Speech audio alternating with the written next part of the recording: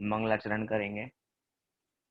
नमो अरिहंताणं, नमो सिद्धाणं, नमो आयरियाणं, नमो उवझायाणं, नमो लोये सविसाहुणम्।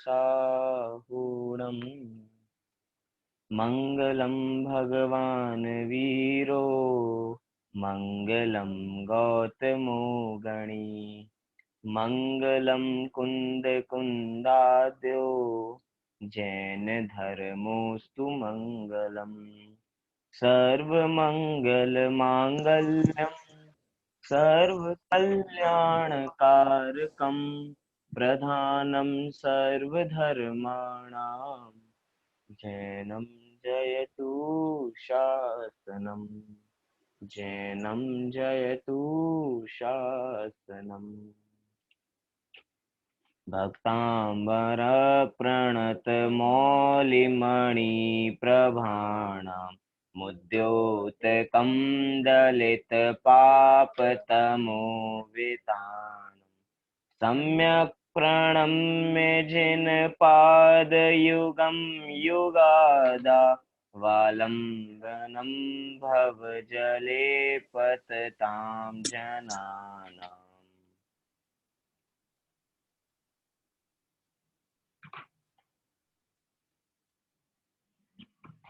चलिए प्रारंभ करते हैं चर्चा अपनी। आचार्य मानतुंग द्वारा विरचित ये भक्तांबर स्तोत्र 48 काव्य, जिसके अंदर मानतुंग आचार्य ने भगवान की भक्ति में, भगवान के गुणानुवाद में ये 48 छंद, 48 काव्य लिखे हैं। एक तरीके से 48 ताले टूटे या ना टूटे, लेकिन अपने कर्म बंधन जरूर टूटेंगे इसको पढ़ के। तो अभी तक की चर्चा देखिए तो क्या हुआ। पहले के छंदों में हम कल 8 छंदों तक की चर्चा कर चुके थे। 8वें छंद या 7वें छंद की चर्चा करें तो 7वें छंद में क्षण भर में सारे पापों को नाश करके आए थे कि पापम क्षणात क्षयमुपैति शरीर भाजाम, कि क्षण भर में सारे पाप नष्ट हो जाते हैं। और वो कौन से पाप? जो भव संतति सन्निबद्धम, जो अनेक भवों में कर्म बंधे हुए हैं, वो सारे पाप क्षण भर में नष्ट हो जाते हैं भगवान की भक्ति मात्र से, भगवान की भक्ति से। उसके बाद 8वें छंद में बताया कि भगवान ऐसी इस प्रकार की भक्ति करने से क्या होता है। जो हम मंद बुद्धि जीव हैं, मंद बुद्धि जीव होते हुए भी जब हम आपकी भक्ति करते हैं तो वो आपके प्रभाव से, मतलब हे जिनेंद्र देव, आपके प्रभाव से सब सज्जनों का चित्त हर लेती है आपकी भक्ति, क्योंकि आप जिसका गुणगान किए जा रहे हैं वे ही इतने महान हैं। तो जिनकी भक्ति होगी वो भक्ति भी ऑटोमेटिक महान हो जाएगी। फिर हमने कल 9वां छंद पढ़ा था, एक बार उसका एक संधि विच्छेद करके देखा था। एक बार हम फिर से इस छंद को पढ़ते हैं अच्छी तरह। मैं एक पंक्ति बोलूंगा, आप भी एक पंक्ति दोहराना, और उसका संधि विच्छेद भी देखते हैं कैसा क्या होता है। चलिए पढ़ते हैं। आस्तां तव स्तवनमस्त समस्त दोषम,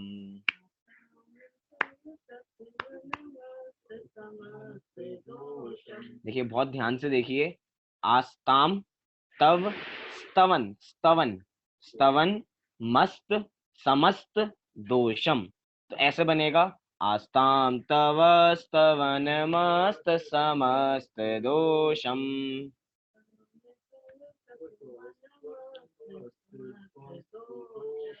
त्वत्संकथापि जगतां दुरितानि हन्ति,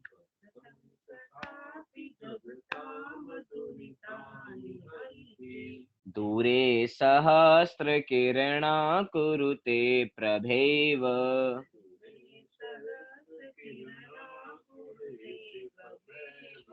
पद्माकरेषु जलजानि विकास भांजी।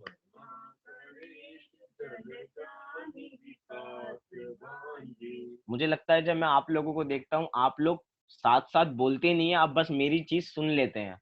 आप साथ साथ दोहराएंगे तो आपको वो याद भी हो जाएगा और कैसे पढ़ना है। जिन्होंने पहले पढ़ रखा है, जिनको याद है, उसके बावजूद भी एक बार किताब में देख के पढ़ें। यहाँ पे तो हमें बार बार सिखाया जाता है कि अगर हम नमोकार मंत्र भी पढ़ते हैं और हमारे सामने पुस्तक रखी है नमोकार मंत्र की, जहाँ पे लिखा है तो उस नमोकार मंत्र जो आपको पहले से याद है उसको भी देख के पढ़े तो और भाव विशेष ख्याल आता है, नई नई चीजें समझ में आती हैं। इसलिए जिनको याद है, जिनको पहले से याद है और पुस्तक सामने हो, उसके बाद भी हमें देख के पढ़ना चाहिए। तो एक बार इसका संधि विच्छेद देख लेते हैं। यहाँ पे क्या कहा था 9वें छंद में मानतुंगाचार्य ने। पहला शब्द है आस्ताम, फिर तव, फिर स्तवनम, अस्त, समस्त, दोषम। फिर अगला शब्द अगली पंक्ति में, दूसरी पंक्ति में त्वत, संकथापि, फिर है जगताम, फिर दुरितानी, फिर हंति। उसके बाद तीसरी पंक्ति दूरे सहस्त्र किरणाः कुरुते, फिर है प्रभेव, प्रभेव शब्द नहीं है, प्रभा प्लस एव, फिर पद्माकरेषु, फिर जलजानी, फिर विकास भांजी। इस प्रकार से पूरा छंद हमने थोड़ा संधि विच्छेद करके देखा। अब इसका अर्थ समझते हैं कि मानतुंग आचार्य इस छंद में क्या कह रहे हैं। क्योंकि अभी तक हमने क्या कहा था, 8वें छंद तक तो मात्र भूमिका थी, एक तरीके से प्रस्तावना थी मानतुंग आचार्य ने कि हम आपकी भक्ति करने जा रहे हैं तो कैसी भक्ति करेंगे। अब इस 9वें छंद से एक तरीके से थोड़े से आपको लक्षण दिखेंगी, हाँ अब भगवान की भक्ति प्रारंभ हो चुकी है, कि भगवान की भक्ति कैसी की गई कि जिसके कारण ये भक्तांबर स्त्रोत इतना अमर हो गया, महान हो गया। तो देखते हैं। पहला शब्द आप देखिए तव, मतलब हम किसकी बात कर रहे हैं, हे नाथ आपका। तब आपको दिखा पहली पंक्ति में दूसरा शब्द तव, तव माने होता है आपका, कि हे नाथ आपका अस्त, अस्त समस्त दोषम। अस्त आपको दिखा कहाँ पे है, स्तवनम, स्तवनम के बाद अस्त समस्त दोषम, तो दिखाई दिया होगा आखिरी 3 शब्द। तो वहीं से हे नाथ आपका अस्त समस्त दोषम, मतलब अस्त हो गया है, अर्थात समस्त दोषों से रहित हो गए हैं, समस्त दोष आपके अस्त हो गए हैं। अस्त हो जाना मतलब रहित हो जाना। तो हे नाथ आपके सभी दोष रहित हो गए हैं, आप सभी दोषों से रहित हैं, पवित्र हैं, पावन हैं। फिर क्या कहा, स्तवनम, मतलब मैं आपका स्तवन करता हूं, आपका स्तवन, गुण कीर्तन मतलब स्तवन करना। दूरे अस्ताम, दूरे अस्ताम दिखा आपको, दूरे अस्ताम, दूरे अस्ताम मतलब क्या है कि वो तो दूर ही रहे, मतलब कि हे भगवान आपका, आप सभी दोषों से रहित हैं, आपका जो गुण कीर्तन है, गुण कीर्तन तो दूर ही रहे। आस्ताम दूरे, मतलब कि जो आपके गुण कीर्तन है, जो आपकी गुण है, आप सभी दोषों से रहित हैं, उसकी बात तो रहने दीजिए। अभी अभी वो हमें बात नहीं करनी, आपके गुणों की बात नहीं करनी। यहाँ पे क्या कह रहे हैं, त्वत्संकथापि जगताम दुरितानि हंति, कि आपकी तो कथा से ही, आपकी कथा करने से ही जगत जीवों के सारे दुख हंति, मतलब हनन हो जाते हैं, दूर हो जाते हैं। मतलब हे भगवान आपके गुण की चर्चा करनी तो बहुत दूर की बात है, आपके मात्र कथा करने से ही सारे जगत के जीवों के दुख मिट जाते हैं। संकथापि जगताम दुरितानि हंति, कि आपकी कथा करने से ही जगत के प्राणियों के सारे पाप मिट जाते हैं। तो हम दोषों तक क्यों जाएं, जब हमारा काम आपके स्तवन करने से हो जाता है, मात्र आपकी कथा करने से इतना काम हो जाता है, तो अभी के लिए हम गुणों को तो दूर रखते हैं, गुणों का स्तवन भी करना चाहिए, गुणों का स्तवन भी हम आगे करेंगे, लेकिन ये भगवान का प्रभाव बता रहे हैं, आदिनाथ भगवान का प्रभाव कहें, ये 24 तीर्थंकरों का प्रभाव कहें, कि भगवान के गुणों की बात तो दूर, उनकी कथा करने से ही सारे काम सिद्ध हो जाते हैं, उनकी कथा करने से ही। संकथापि जगताम दुरितानि हंति, जगत के सभी जीव के जो भी पाप हैं, अगर वो आपकी मात्र कथा करते हैं, संकथापि कथा भी करते हैं, तो उससे भी आपके सारे काम दूर हो जाते हैं। संकथा माने आपकी सद्वार्ता करते हैं तो भी सारे काम दूर, सारे काम पूरे हो जाते हैं। अब अगली 2 पंक्तियों में उदाहरण दिया कैसे पूरे हो जाते हैं, तो उदाहरण देखिए। तीसरी पंक्ति का दूसरा शब्द सहस्त्र किरणा। सहस्त्र किरणा क्या है ये, सहस्त्र माने होता है हजार, और किरण माने जिसकी किरणें निकले। तो हजारों किरणें किसकी निकलती हैं, सूरज की निकलती हैं। मतलब कि आचार्य मानतुंग की वोकैबुलरी अलग अलग जगह अलग अलग शब्दों का प्रयोग कर रहे हैं। पूर्व में अभी किस शब्द का प्रयोग किया था सूर्य के लिए, सूर्य का ही किया था, उधर कहा था सूर्यांशु। और अब यहाँ पे क्या कह रहे हैं, अब यहाँ पे सहस्त्र किरणा, सूर्य के लिए एक नया आपको शब्द मिला कि अगर आपको कहीं सूर्य शब्द का प्रयोग करना हो तो आप सहस्त्र किरणा भी उसके लिए प्रयोग कर सकते हैं। तो यहाँ पे उदाहरण शुरुआत किया ऐसे, सहस्त्र किरणा दूरे अस्ताम, दूरे दिखा आपको, और आस्ताम हम ऊपर से ही लेंगे, एक एक शब्द को दो बार ले रहे हैं, आस्ताम, दूरे आस्ताम, सहस्त्र किरणा दूरे आस्ताम, कि सूर्य तो दूर रहे, जैसे आस्ताम माने दूर रहना, आस्ताम माने रहे, और दूरे मतलब दूर रहे, कि सूर्य तो अभी दूर रहे।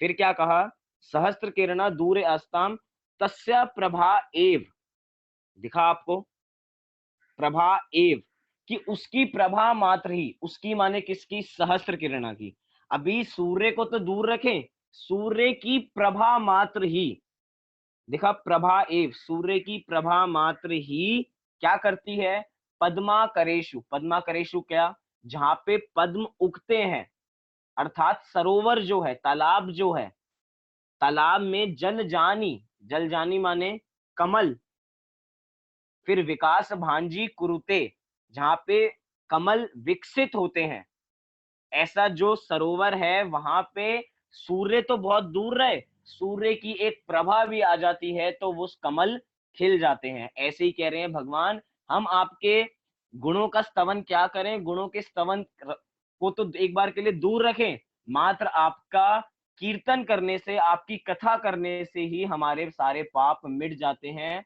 जैसे क्या उदाहरण दिया, जैसे कमल को खिलने के लिए सूरज की आवश्यकता नहीं है, सूरज तो बहुत दूर है, सूर्य तो बहुत दूर है, सूरज को छोड़ के सूरज की एक आभा, जैसे कहा जाता है कि इन सूरज के उगने में और कमल के खिलने में निमित्त नैमित्तिक संबंध होता है। जैसे ही सूरज खिलता है वैसे ही कमल खिल जाते हैं, और जैसे ही सूरज अस्त होता है तो कमल वापसी अपने में चले जाते हैं।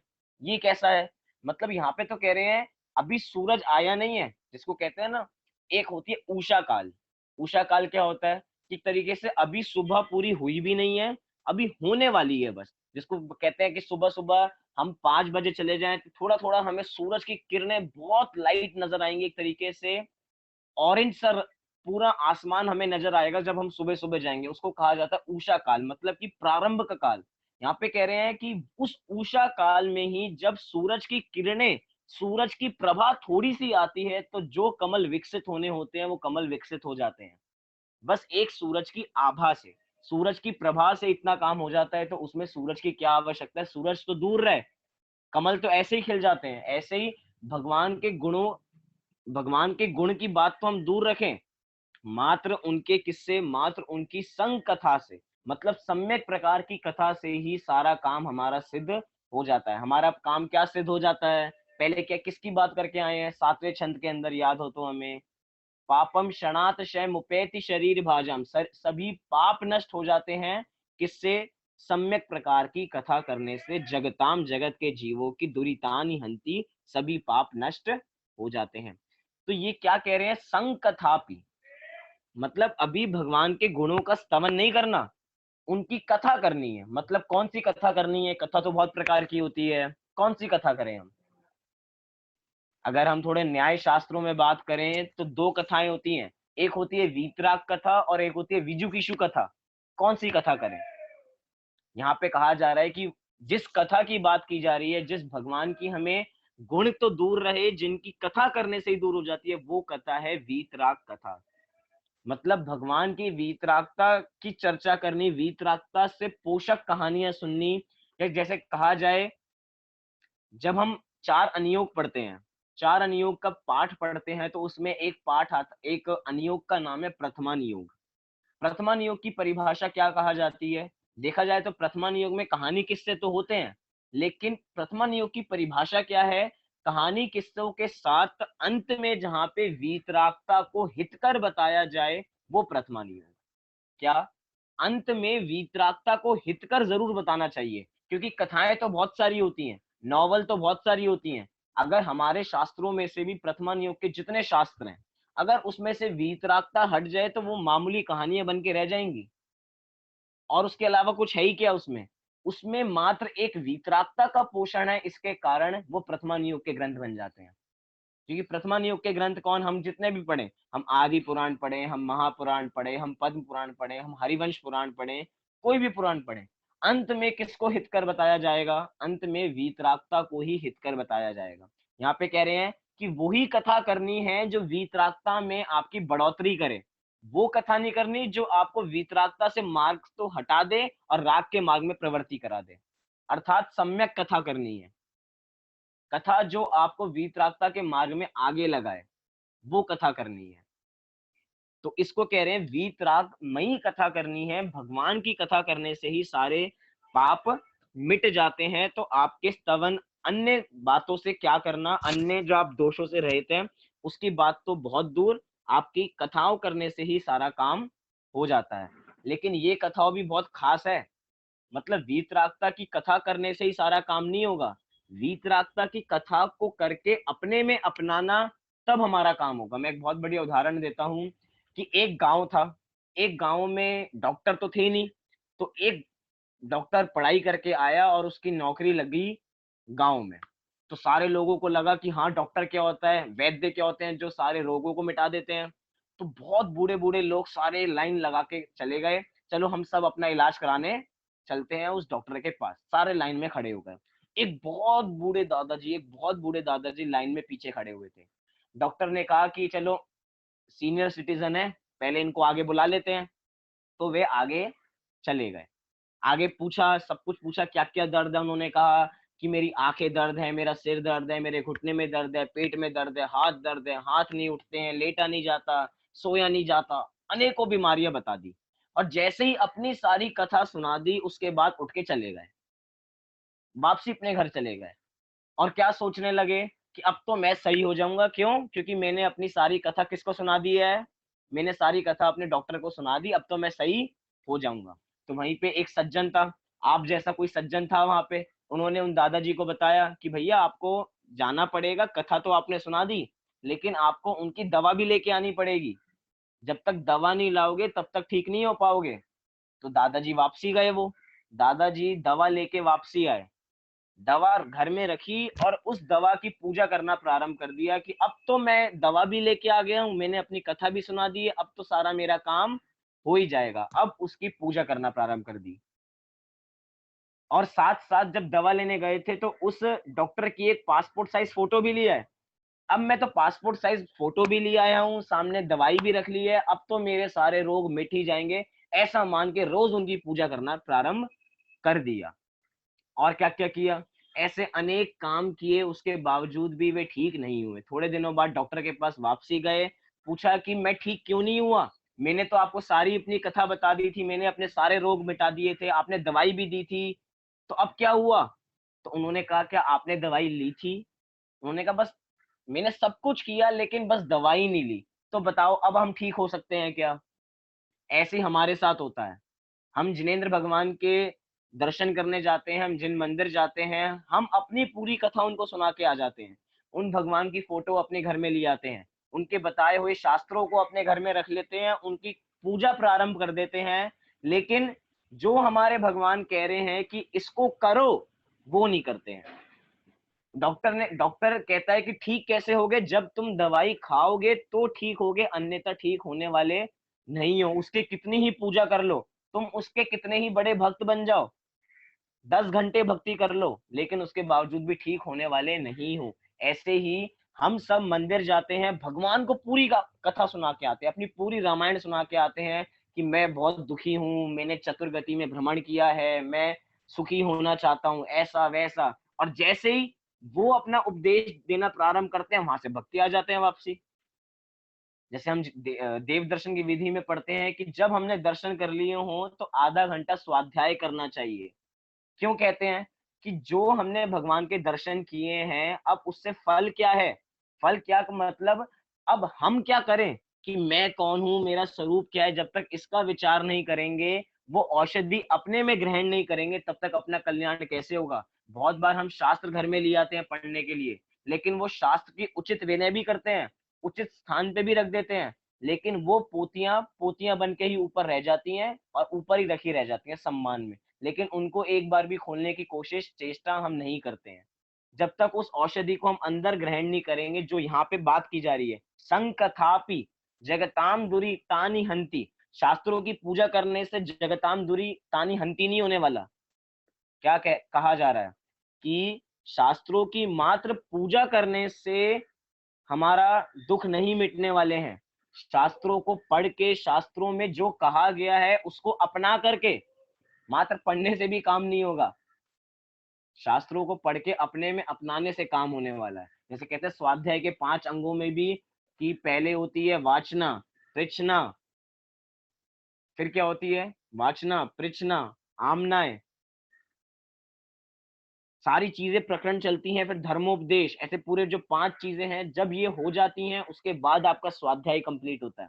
वास्तव में स्वाध्याय है क्या? आप स्वाध्याय को क्या समझते हैं? यहाँ पे क्या कहा जा रहा है?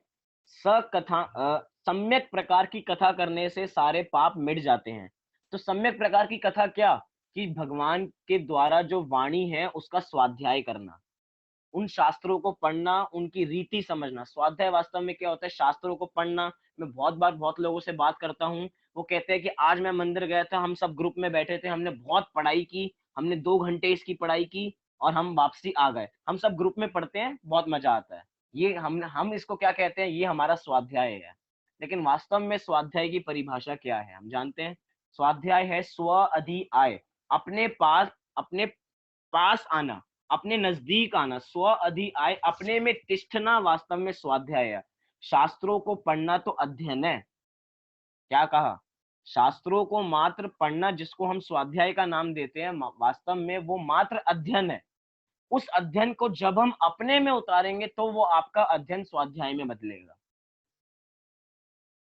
तो मात्र यहाँ पे कह रहे संकथापि, भगवान अभी हमारे सामने वर्तमान में विराजमान तो है नहीं, वर्तमान काल में भगवान साक्षात तीर्थंकर देव तो है नहीं, लेकिन साक्षात तीर्थंकर देव ना होते हुए भी उनके सम्यक शास्त्र हैं जिसमें उनकी वाणी बताई गई है। चाहे हम उनके प्रत्यक्ष रूप से उनके दर्शन नहीं कर सकते हैं, प्रत्यक्ष रूप से उनकी वाणी नहीं सुन सकते हैं, लेकिन शास्त्र तो उनके विराजमान है, शास्त्र तो हमें उपलब्ध है। हम उन शास्त्रों का अध्ययन करें तो हमारा कल्याण होगा। जैसे कि एक पद्म नंदी पंचविंशतिका, पद्म नंदी आचार्य द्वारा विरचित है, उसमें बहुत बढ़िया कथा है, बहुत बढ़िया श्लोक है, जिसमें बताया कि भव्य जीव का लक्षण क्या है। क्या? भव्य जीव का लक्षण बताया, तो बताया तत्प्रीति प्रीति चित्तेन येन वार्ता पी ही श्रुता निश्चितम स भवेन भाव्यो भावी निर्वाण भाजनम। क्या कहा? कि जो तत्व की बातों को प्रीति चित्त से सुनता है उसका अवश्यम भावी कल्याण होता ही होता है। जो क्या? जो तत्व की बात को प्रीति चित्त से सुनता है कि हाँ इसमें मेरा हित है। संकथापि, मतलब कि भगवान की हम कथा पढ़ें। जैसे हम बात करें प्रथमा युग के ग्रंथों की, 24 तीर्थंकर पुराण अगर हम स्वाध्याय करते हो तो उसको करके भी अपने ऊपर अप्लाई करें कि ऐसी कथा मेरे साथ भी है। अब अंत में इन्होंने ऐसा किया है तो अंत में मुझे भी ऐसा करना चाहिए। अंत में उन्होंने वीतरागता को हितकर माना तो अंत में मुझे भी वीतरागता को हितकर मानना चाहिए। ये कथा तो सबके साथ चलती है, हम सबका एक इतिहास होता है। जैसे उन सबका इतिहास शास्त्रों में लिखा गया है, हम सबका भी इतिहास है, लेकिन इतिहास जरूरी नहीं है सब लोगों का लिखा जाए।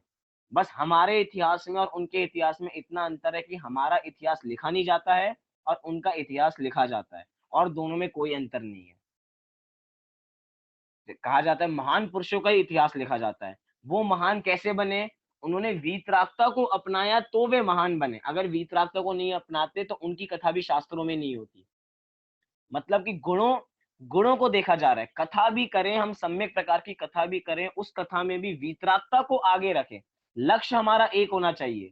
क्या? वीतरागता। अब वीतरागता को आगे रख के हम किसी भी चीज का अध्ययन करें, वो हमारे वीतरागता का पोषक होना चाहिए, वीतरागता को बढ़ाने वाला होना चाहिए, वीतरागता को कम करने वाला नहीं होना चाहिए। हम दिन भर में अनेक प्रकार की कथाएं करते हैं, वी कथाएं करते हैं, वी कथाएं करने में अपना दिन गवा देते हैं, लेकिन उससे भी हमारा कल्याण होने वाला नहीं है। कल्याण किससे होगा? कल्याण होगा सम्यक प्रकार की कथाओं को करने से। इसमें एक बहुत बढ़िया वाक्य है, मैं वे पढ़ता हूँ, उसके बाद हम थोड़ी और चर्चा करेंगे इसी पे। यहाँ पे लिखा, जो आपकी पवित्र कथा रूप सत शास्त्रों का स्वाध्याय करे उसके भी भव ताप का नाश होता है, क्योंकि सर्वज्ञ वीतराग कथित शास्त्रों का तात्पर्य वीतरागता ही है। मतलब क्या? हम शास्त्रों के माध्यम से भी वीतरागता तक ही पहुंचने वाले हैं। और ये बात मेरी नहीं है, पद्म नंदी पंचविंशतिका में लिखी है। सॉरी पंचास्तिकाय में लिखी है। पंचास्तिकाय शास्त्र में शास्त्र का तात्पर्य बताते हुए लिखा कि शास्त्र का तात्पर्य क्या है। शास्त्र का तात्पर्य है वीतरागता। चारों अनुयोगों का सार क्या है? वीतरागता।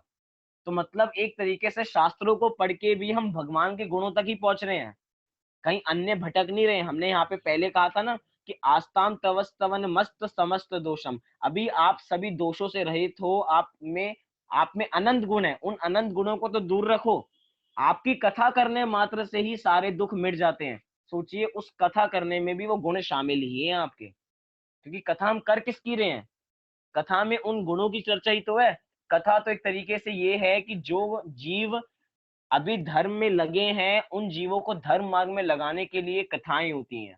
जब वो जीव धर्म में लग जाते हैं तो वो आगे तत्वों का स्वाध्याय करना प्रारंभ कर देते हैं। एक तरीके से प्रारंभिक स्थिति, या वैसे तो कोई प्रारंभिक स्थिति नहीं, जिसकी कोई रुचि हो वो अनयोग पढ़ सकता है, लेकिन प्रारंभिक स्थिति धर्म मार्ग में हम कथाओं के माध्यम से लग सकते हैं। हमें कथाएं रुचिकर लगती हैं, सुनने में अच्छी लगती हैं, तो जैसे हमें वो अच्छी लगती है तो हम धर्म मार्ग में लग जाते हैं। ऐसे ही कह रहे हैं संग कथापि जगताम दुरितानि हंति, कि सम्यक प्रकार की कथा करने से सारे पाप मिट जाते हैं।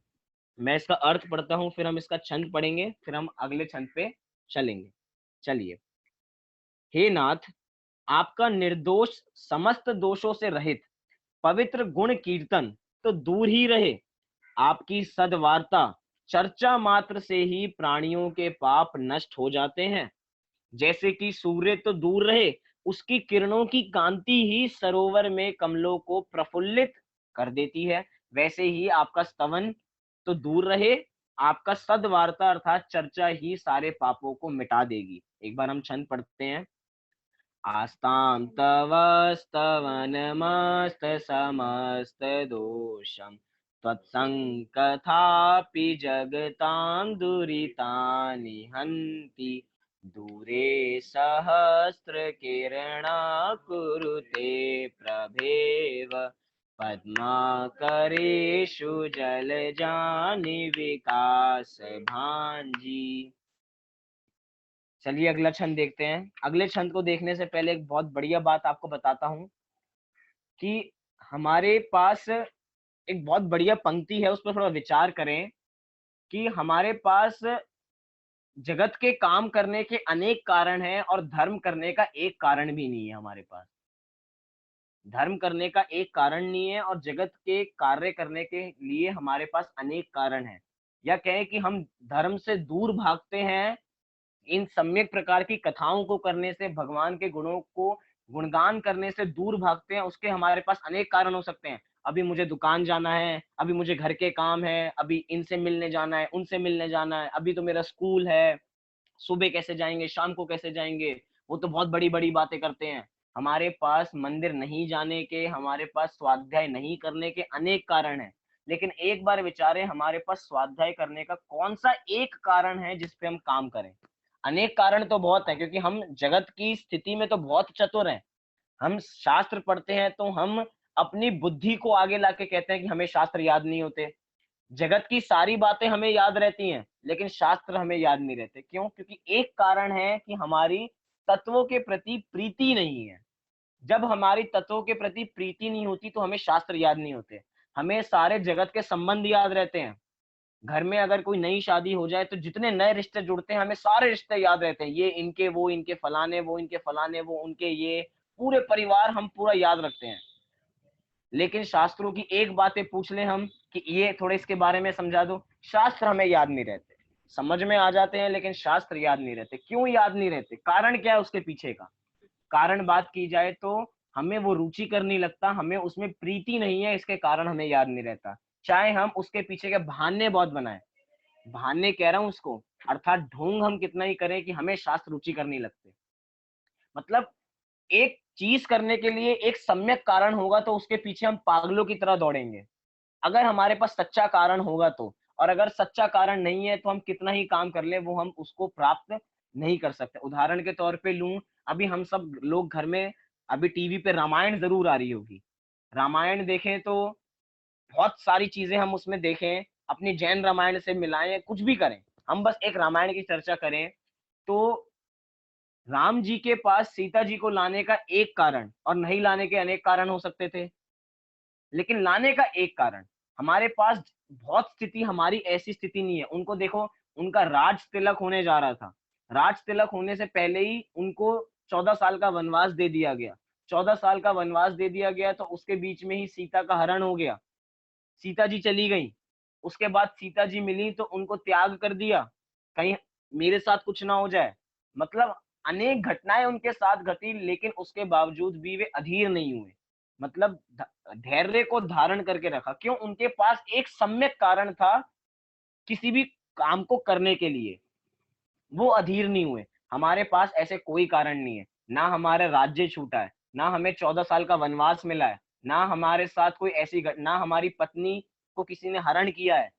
हम अपनी छोटी-छोटी प्रॉब्लम्स को लेके उसको धर्म के आगे आड़े ले आते हैं कि हम धर्म क्यों नहीं कर पाते हैं, क्योंकि ये काम हो गया। हम धर्म क्यों नहीं कर पाते, क्योंकि ये काम हो गया।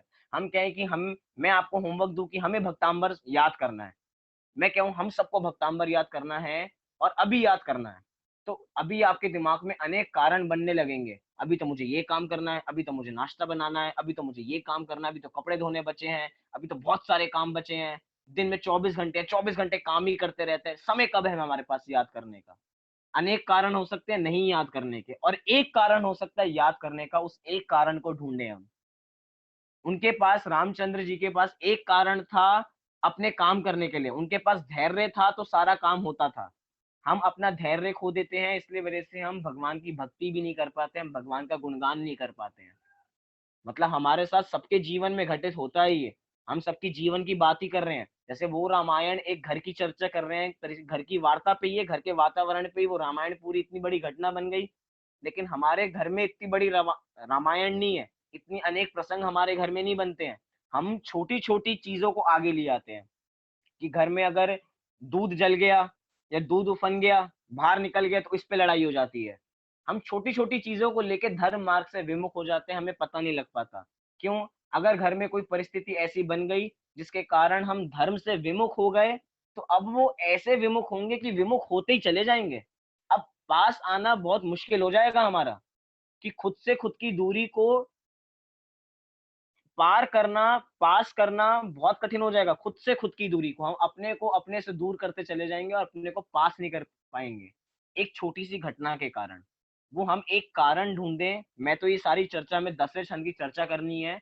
इसके बीच में मैं इसलिए जानबूझ के कह रहा हूँ, क्योंकि हमें भगवान का गुणगान आना चाहिए। हम भक्तांबर का पाठ तो सब करते हैं, सबके घरों में भक्तांबर का पाठ होता होगा। मंदिर में जाते हैं तो मंदिर में वहाँ पे भी करते हैं। लेकिन भगवान के गुणों का एक कारण आपका, जो आप गुणों के कीर्तन कर रहे हैं उसको सफल बना देगा। हम भगवान का स्तवन कर रहे हैं उसको सफल बना देगा वो एक कारण, कि जो हमने पहली कक्षा में बताया था, वंदे तद्गुण लब्धे। उन जैसे गुणों की प्राप्ति के लिए हम आपके गुणों का स्तवन करते हैं, और अन्य कोई कारण नहीं है स्तवन करने का। आप सोच रहे होगे कि धर्म करने का कोई कारण हम तो सोचते हैं लेकिन मिलता नहीं है हमें। मैं बता रहा हूँ, वंदे तद्गुण लब्धे, कि उन जैसे गुणों की प्राप्ति करना अगर आपको इष्ट लगता है तो आप उनके गुणों का स्तवन सम्यक प्रकार से करोगे। मानतुंग तीन कषाय चौकड़ी के अभाव वाले मुनिराज ये कह रहे हैं कि भगवान का स्तवन उनको भी आता है, वो भी भगवान का स्तवन कर रहे हैं। कारण कि उन जैसे बनने की चाह है, अर्थात उन जैसा बनने की, भक्त से भगवान वे भी बनना चाहते हैं। अगर हमारे पास ये कारण नहीं है उन जैसे गुणों की प्राप्ति, तो समझना हम अपने साथ छल कर रहे हैं, धर्म के साथ छल नहीं कर रहे हैं। छल हम कभी किसी और के साथ नहीं करते, खुद के लिए ही गड्ढा खोद रहे हैं। अगर हम अपने साथ छल कर रहे हैं तो, हम अगर ढोंग कर रहे हैं, गुणों का स्तवन करने का ढोंग कर रहे हैं, तो समझना अपने साथ, अपनी ज़िंदगी के साथ खेल कर रहे हैं और किसी के साथ खेल नहीं कर रहे। तो भगवान का स्तवन वंदे तद्गुण लब्धये इस लक्ष्य में रख के करेंगे तो बहुत मज़ा आएगा। भगवान का सच्चा गुणों का स्तवन भी होगा, गुण याद भी रहेंगे, अपना शयोपशम भी बढ़ेगा, सब कुछ अच्छा होगा अगर आप भगवान के गुणों का स्तवन करेंगे तो। मतलब कहा ना कि अगर हम भगवान की भक्ति निष्काम होके करेंगे तो सारे अनुकूल संयोग हमें मिलते चले जाएँगे। हमें उसके पीछे भागने की आवश्यकता नहीं पड़ेगी। जिसके पीछे हम आज रो रहे हैं, अनुकूल परिस्थितियाँ मिल जाएँ, इसके पीछे हम रो रहे हैं, वो उसके पीछे हमें रोना नहीं पड़ेगा। हमें ऑटोमैटिक मिल जाएँगी, अगर आप निष्काम भक्ति करेंगे तो। बस भगवान का गुणानुवाद करो, ये तो कर्म व्यवस्था है। हम शुभ भाव करते हैं तो शुभ भाव से पुण्य बनता है, पुण्य बन के पुण्य का उदय आएगा तो अनुकूल अवस्थाएं मिलेंगी, अनुकूल संयोग मिलेंगे ही मिलेंगे, नियम है ये। इसके पीछे हमें कुछ करना पड़ेगा नहीं, हम बस भगवान के गुणानुवाद करें। तो चलिए देखते हैं 10वें छंद में मानतुंग आचार्य ने क्या भगवान का गुणानुवाद किया है, कैसा गुणानुवाद किया है। एक बार हम छंद पढ़ते हैं। मैं एक पंक्ति पढ़ूंगा, आप उस एक पंक्ति को दोहराना, बहुत धीरे धीरे पढ़ूंगा, आप भी थोड़ा धीरे धीरे ही दोहराना। नात्यद्भुतं भुवन भूषण भूतनाथ।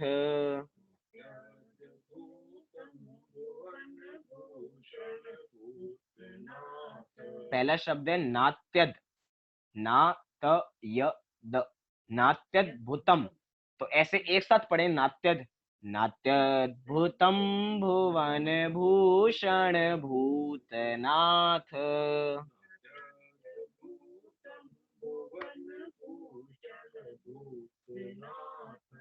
भूतेर भूतेर गुणेर भुवि भवन्तमभीष्टुवन्त।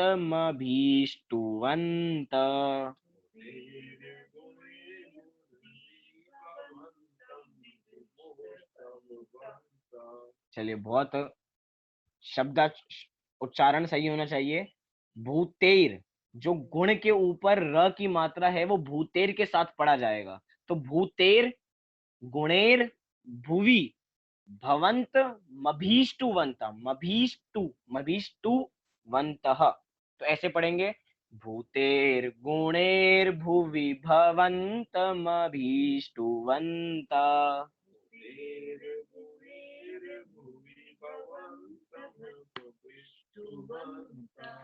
तुल्या भवन्ति भवतो ननु तेन किं वा।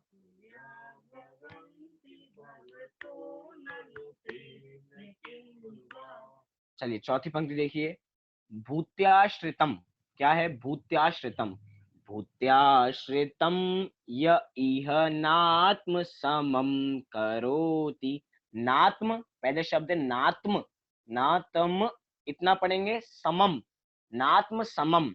तो भूत्याश्रितम य इह नात्म समम करोति।